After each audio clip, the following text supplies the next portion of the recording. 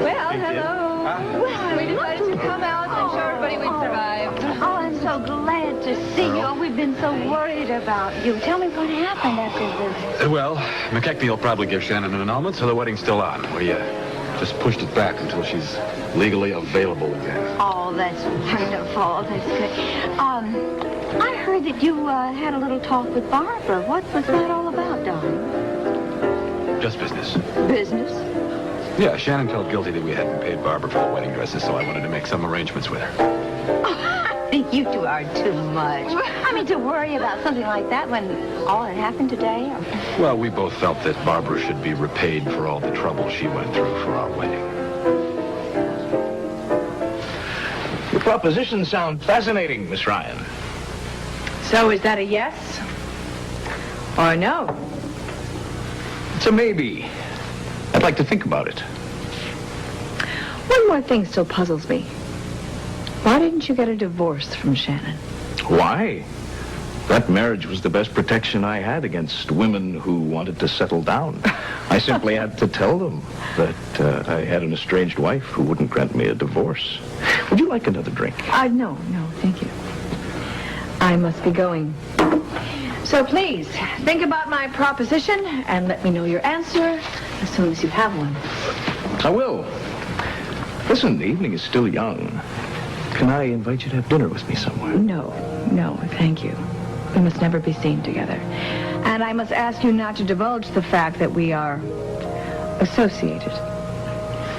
My lips are sealed. I think we understand each other very well, Mr. McKechnie. I think so, Miss Ryan. Good night. Good night.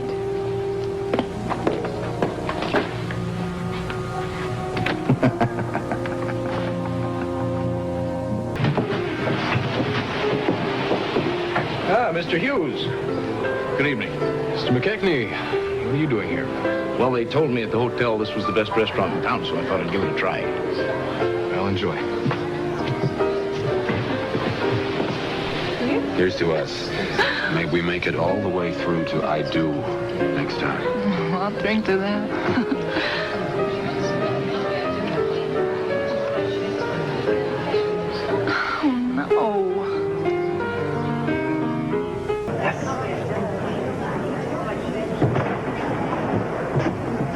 Mr. Hughes, good evening. McKechnie, what are you doing here? Well, they told me at the hotel this was the best restaurant in town, so I thought I'd give it a try.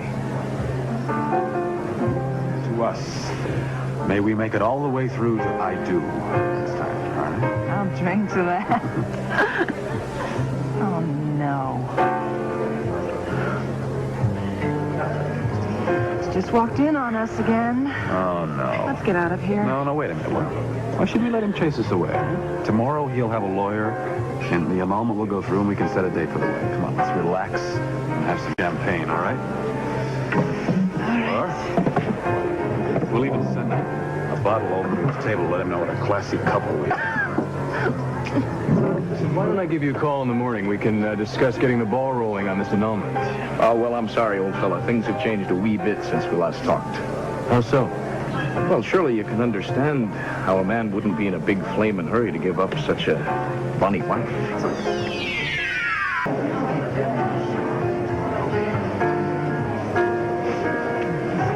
Margot here? Well, she was, but she split already. Well, I'm glad she didn't leave with Tom. Weddings do weird things to people. This was one of the weirdest weddings I've ever been to. You know, what in the world is he doing here anyway? Well, it could be a coincidence. No, I don't think it was a coincidence that he got to the wedding just in time to stop it. Now, do you? Well, I How did he can't... find out? I can't say until I'm sure of the facts, huh? Excuse me, lovely lady. I'll see about this. Mr. McKechnie, I trust that you've solved our little problem. It appears Mr. McKechnie has had a change of heart. Well, how's that? I don't like to be pushed into anything I might later regret. I'd like to talk to my solicitor in Edinburgh. What on earth do you need an attorney for? We are talking about a simple annulment. Mr. McKechnie, as far as I understand it, Shannon was under the influence of alcohol and didn't even realize a marriage had taken place. It wasn't even consummated.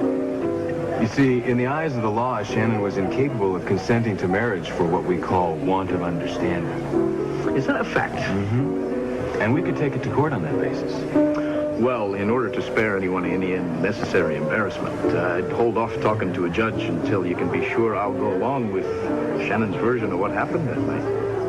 My version? What do you mean? If you'll excuse me, I really must get something to eat. Today's excitement has worked up quite an appetite for me. Enjoy your celebration. Duncan, wait! Tom, can we stop him? No, we can't. If he decides to contest your story, it goes to trial, an adversary proceeding, and that could go on for, a year or more.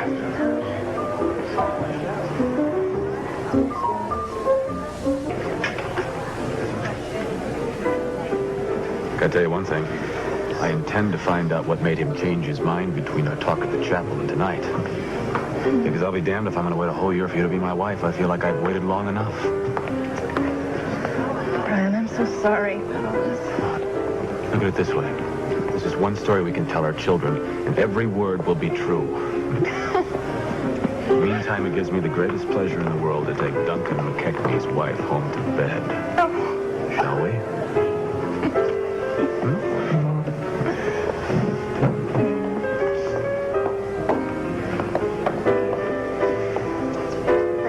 One more story I'll never tire of telling.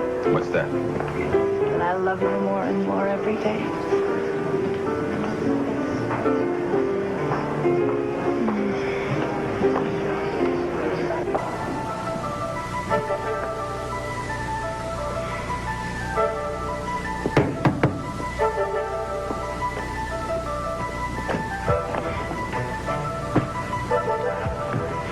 Well, well. Come in, my dear Aaron.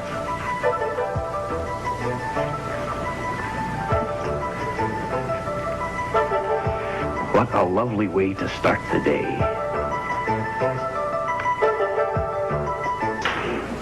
You'll have to excuse my appearance, Shannon. Shannon. I didn't expect visitors so early. I am only here for one reason, Duncan McKechnie. I understand that most women that come to a man's apartment uninvited are there for just one reason. Oh, you have a disgusting mind. And wipe that silly smile off your face. Most women find it appealing. Well, save it for them. I only want to know why you changed your mind about having our marriage annulled. And why you would contradict my story, which happens to be the truth, about what didn't happen the night you tricked me into marrying you. Blame it on my ancestry. A true Scot just doesn't like to be pushed. No, I'd rather blame it on Barbara Ryan. She's very good at getting men to do what she wants. I'm right, aren't I? Barbara's behind your sudden change of heart. If you really knew your husband, Lassie, you'd know that a McKechnie never lets a woman influence his decisions. Barbara's more shark than woman. And would you stop referring to yourself as my husband? Would you like some coffee? I would like an honest answer. This might take two hands. Oh, Duncan, for heaven's sake, put something decent on. Why? Am I bringing the bloom of the wild Irish rose to those fair cheeks? Just please, cover yourself up. Don't tell me that McCall, a true Scotsman like McCall, didn't walk around like this in front of the woman he hopes to marry. That is none of your business. Well, go ahead and pour yourself. You just go and change.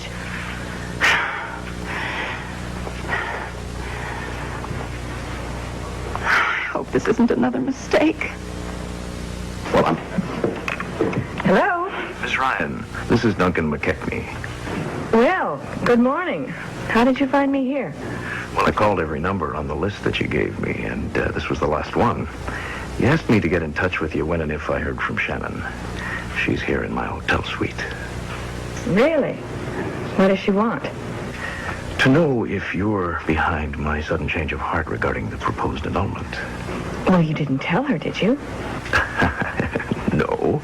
My silence was part of the strange bargain that we struck. Good. Listen, keep her there, all right? I'll get back to you. I may not be here all day. Well, then tell me where I can reach you. That's my business, Miss Ryan. I'm willing to go along with your strange request for the time being. But that doesn't give you the right to question my comings and goings. All right. I'll catch you when I can. Goodbye.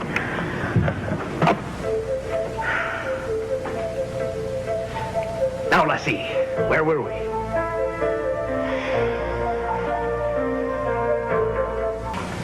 I never realized you were so suspicious, Aaron. Shannon! And you don't know anything about me. I was unconscious when you married me, and luckily we parted company as soon as I came to. And I have good reason to be suspicious. At the chapel, you agreed to an annulment. And then suddenly you changed your mind. Why? I told you, I don't like to be pushed. Now, it's just till I talk to my solicitor in Edinburgh, and if he decides that divorce is... No! A divorce would take entirely too long, and I want to stop being your wife as quickly and painlessly as possible so that I can marry Brian. It's amazing, Shannon. The fire in your eyes still sets off sparks in me. One step closer, and I will put those sparks out faster than you can say Aaron Gobra. Now, weren't you going to put something decent on?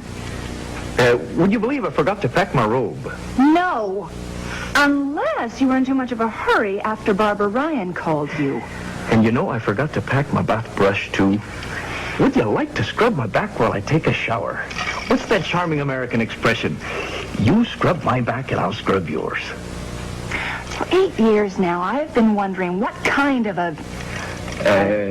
Immoral monster. Yes, immoral monster would cart away an innocent 18-year-old drunk on stingers and make her his unwilling bride. Well, now that I meet you all these years later, you are worse than my wildest imaginings. I was only joking. I find nothing about this situation funny.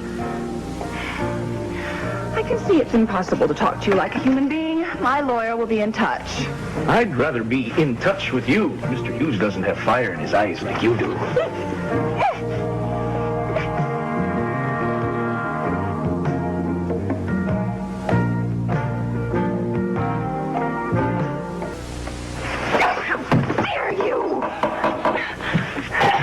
Saved by the bell.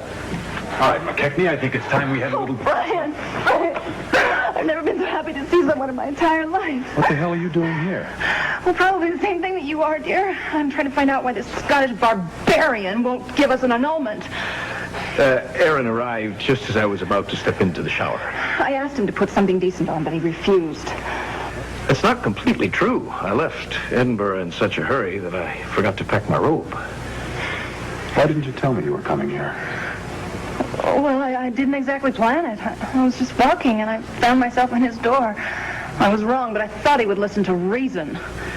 I love you so much, Brian. I want to be your lawfully wedded wife. How long have you been here? About 5 an hour? minutes.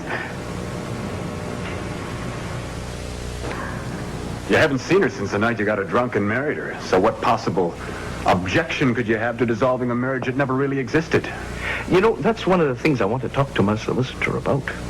Well, I'm a lawyer, McKechnie. I'll tell you for free. Thanks, but I'm not about to take advice from the man that wants to marry my wife. Now, look here, I just about... No, Brian, don't. That's just what You got no reason to stall on this annulment, McKechnie. Unless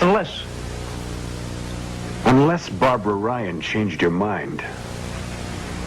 You know, that's the same woman Shannon mentioned earlier. The facts remain the same. I don't know her.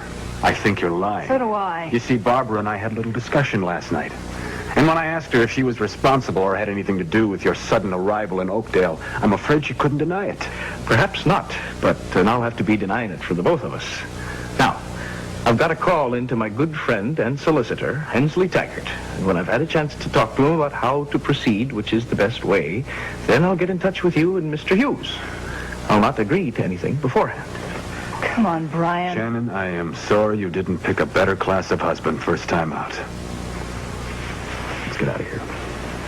Now that I've had this chance to get reacquainted, I can remember what a bonny lassie my wife is, I'll have to think very carefully about this annulment.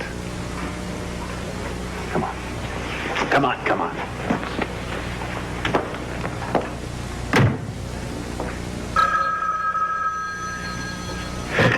Hello. Yes, operator. Put him on. Hensley, I've been waiting for your call. Yes, things here are going quite beautifully. That chance call from Ms. Ryan's American investigator may prove to be the answer to our prayers. No one realizes I'm here for any other purpose. And I intend to keep it that way.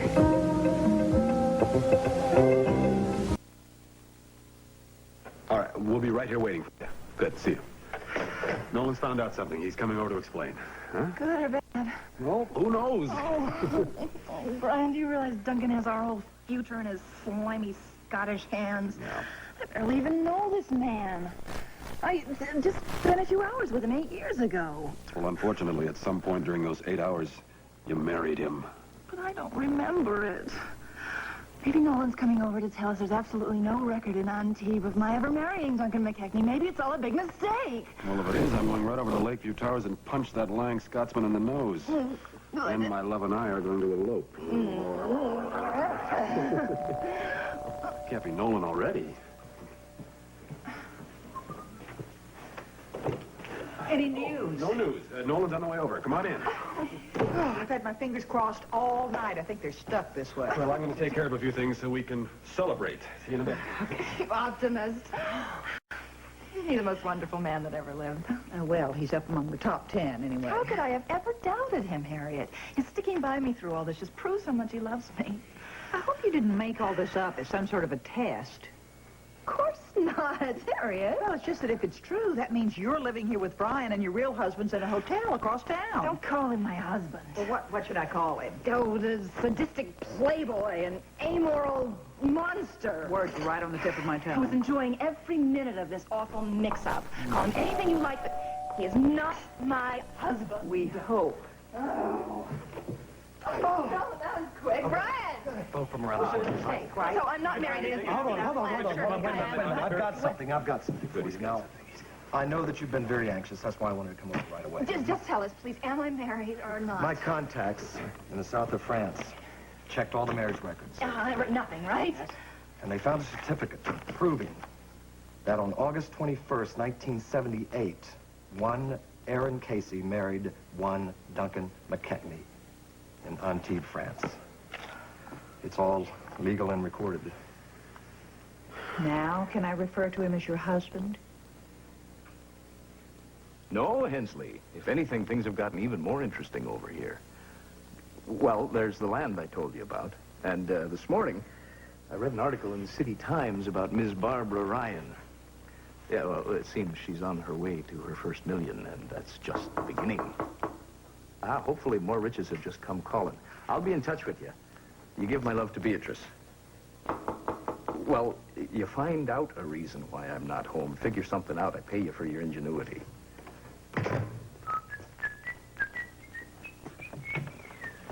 Miss Ryan. Please come in. You sent for me? I've been counting the hours. Well, that's interesting, considering our last conversation. Forgive my Scots temper. Please, it wasn't really directed at you. Coffee. Thank you. Apology accepted. Well, then perhaps you'll also accept a compliment. You look smashing. I don't count myself an expert on fashion, but I do know what I like. I think you just made up for the other night. Would you sit down, please? I just wanted to double-check our arrangement. I plan to stall the annulment as long as possible. I've been giving it some thought. I think maybe it'd be best if you went back to Europe for a while. I think it would frustrate Brian and Shannon to no end if they had no idea what you were up to or where you were. I think it'd frustrate them even more if they saw me every time they turned around. Besides, I'm enjoying myself. No, I think I'm going to stay here for a while. You've obviously made up your own mind. Since I'm going to be in Oakdale, perhaps you'll agree to have dinner with me. so we can get to know each other better. I thought I told you that we can't be seen in public together. We'll dine here. It's, more intimate. Certainly more private. I hope you haven't been spending all of your time in Oakdale just in this room. The town has a lot to offer. The botanical garden, the zoo, many theaters. As a matter of fact, I was out for a walk the other day and I came upon this unusual little island. It was quite romantic, with the ruins of a castle on it. For a moment I thought I was back on the bonny banks of Loch Lomond. Oh, I know it well. Then it wasn't homesickness playing tricks on me. It actually exists. Absolutely. In fact, it belongs to Brian McCall. We Shannon's Brian McCall. You find this funny? Well, 'tis a very small world, isn't it?